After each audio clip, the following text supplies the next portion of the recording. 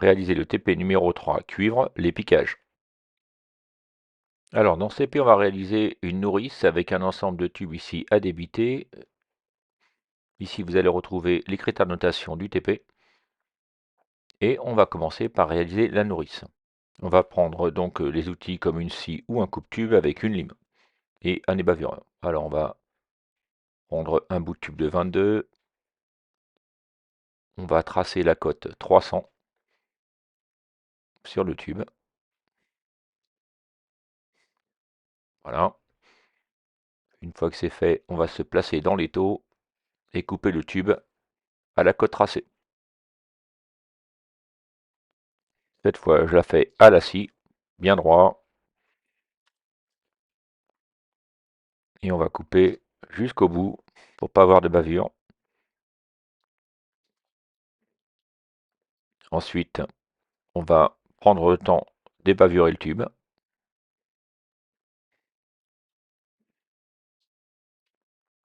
Maintenant, on va prendre une cornière comme ceci et on va tracer une génératrice parce que la grosse difficulté d'une nourrice, c'est d'aligner les différents piquages ensemble.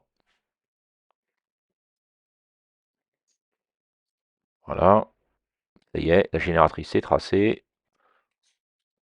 Pour que ça soit plus simple, on va le placer dans l'étau, génératrice vers le haut, et on va tracer les codes des piquages avec un mètre. Alors, bien aligné, on suit son plan. Les piquages sont tous les 6 cm.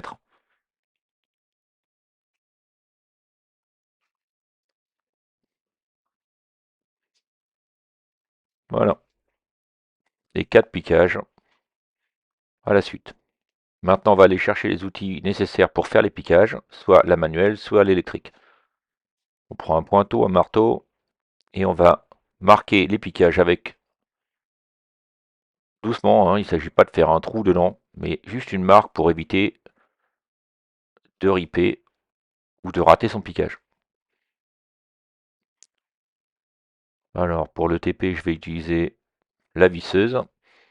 On monte un foret dessus, un petit de préférence, généralement c'est du 5 mm. On monte le foret dans le mandrin, on serre bien, comme ça. Et ensuite, on va percer la nourrice. Quand vous percez, c'est inutile d'aller trop vite, d'accord? Je vais régler ici en vitesse 1, d'accord? Ça sert à rien d'aller trop fort, parce que finalement, des fois, si ça tourne trop vite, ça perce pas mieux. N'oubliez pas aussi de vérifier que ça visse, hein, que ça tourne vers la droite. Voilà, les 4 piquages sont percés, bien alignés. Maintenant, on va monter l'embout sur le mandrin de la perceuse, l'embout pour les piquages. Sinon, vous allez abîmer le mandrin et je vais râler. Alors, on va réaliser le premier piquage à l'extrudeur électrique. Donc, il faut prendre la fraise de l'extrudeur et le régler dans le premier diamètre. Ici, c'est du 12. D'accord? Ici, vous avez un léger chanfrein qui va vous permettre d'évaser le percement pour le piquage pour l'outil qu'on viendra utiliser après en 12. Attention, quand on perce, on va bien droit et on attend d'avoir les deux marques de chaque côté du percement. Comme ici. Voilà, il y a deux petites marques à gauche et à droite. Ça veut dire que vous êtes allé au maximum. Maintenant, on va prendre l'outil à piquage en 12 et le mandrin spécifique. Voilà, on le met comme ça dans le piquage. On pense bien surtout à sortir de l'étau en laissant au moins 5-6 cm. On va monter l'outil spécial. Dedans, il y a une petite languette qui va se mettre dedans. Voilà, vous allez le visser à la main. Une fois que c'est bloqué, on va prendre la visseuse et se mettre en position dévissée, c'est-à-dire que ça doit tourner vers la gauche. Et on va remonter le mandrin jusqu'à ce qu'il sorte normalement. Et là, le piquage va se réaliser. Tac, voilà, un jeu d'enfant. Alors maintenant on continue, on va faire le deuxième, je le décale un peu dans les taux, je prends l'outil manuel en 14. Regardez, il faut d'abord le visser au maximum de façon à pouvoir monter l'outil dans le tube. Voilà, c'est un outil qui est extrêmement fragile, hein. Si vous tapez dans les bords des taux, vous le cassez. On va régler aussi la fraise de l'extrudeur manuel sur 14. Et là, vous avez deux possibilités. Soit vous faites votre chanfrein à la main, avec la clé manuelle, soit vous faites le chanfrein avec la visseuse.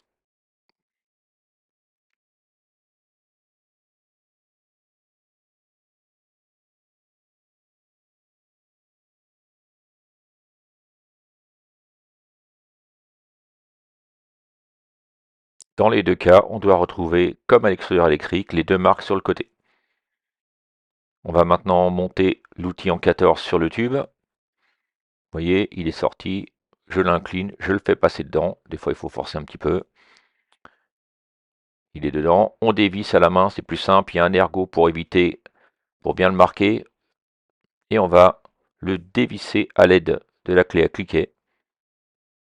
On dévisse en maintenant l'outil sur le tube pour pas qu'il parte de travers. Alors, un peu d'huile de coude. Et on va avoir un piquage qui va être aussi bien fait qu'à l'électrique. Vraiment, encore un outil formidable. Maintenant, on va réaliser le troisième piquage, le piquage en 16. On va aller un peu plus vite. Je règle la fraise sur le 16. J'évase le percement à la visseuse. Alors c'est vraiment important, hein, de réaliser ces piquages avant de les souder. Parce que là, vous avez toute la possibilité pour travailler. Il n'y a rien qui vous gêne. Voilà, l'évasement est fini. Je vais inverser la position du tube dans l'étau pour éviter d'avoir à abîmer mes outils.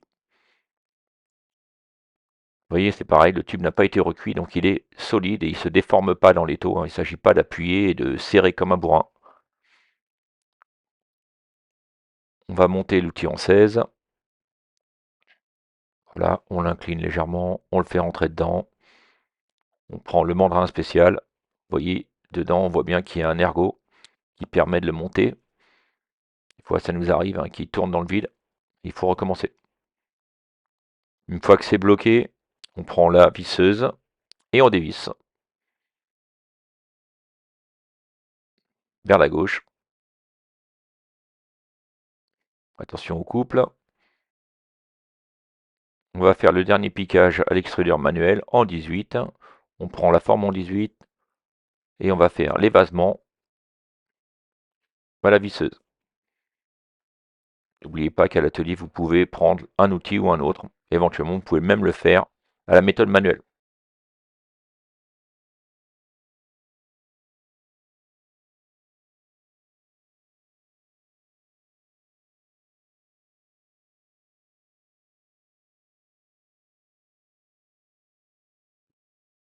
Alors, on incorpore l'outil en 18.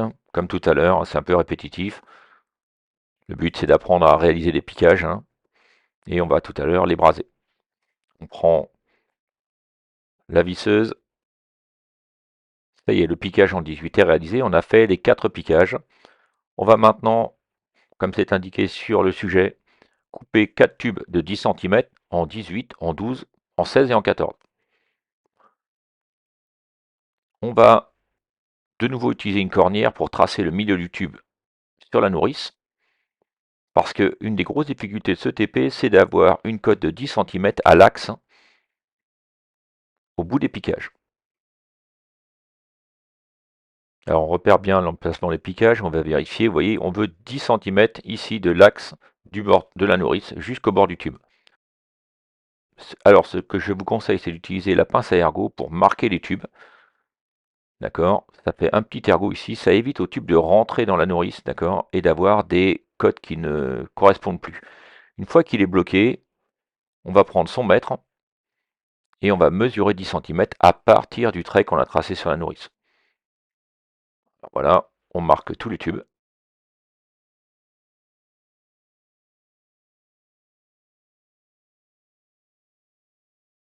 Une fois que c'est fait, on prend son mètre, comme je vous l'ai dit, et on va mesurer à partir de l'axe les 10 cm. Et on va marquer le tube de façon à repérer l'excédent, la partie qu'il y a en trop. On fait ça sur chaque tube. Précisément, attention, hein, c'est les critères de notation, c'est les cotes.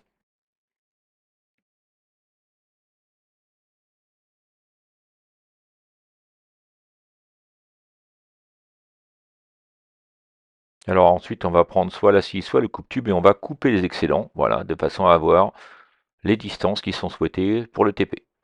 On vérifie bien ensuite, voilà, je suis bien à 10 cm pour chaque piquage. Et on va passer à la partie compliquée maintenant pour vous, c'est la brasure. Pour la brasure, on va prendre l'étau, on va mettre le tube dedans. On va ensuite prendre une baguette de brasure au cuprophosphore. Et ce qui est très important, c'est de braser en dehors de l'étau. Sinon, la chaleur va aller dans l'étau et vous allez avoir du mal à souder ou à braser. Une fois qu'on est bien, on va poser un peu de baguette de chaque côté. On tourne bien. Attendez vraiment d'avoir le tube à la bonne température pour appliquer la baguette. Voilà, j'ai passé évidemment en accéléré. Pour les deux autres piquages, on va prendre la pince. Et ensuite, on retourne. Ça sert à rien de refroidir le tube, hein. On se met comme ça en dehors de l'étau pour pouvoir braser tranquillement les tubes. Dès que c'est à température et que vous voyez des vagues apparaître, comme sur la vidéo, vous appliquez votre brasure. Voilà, tac. Maintenant, on va faire le dernier. On chauffe. Quand les vagues apparaissent, on applique la brasure.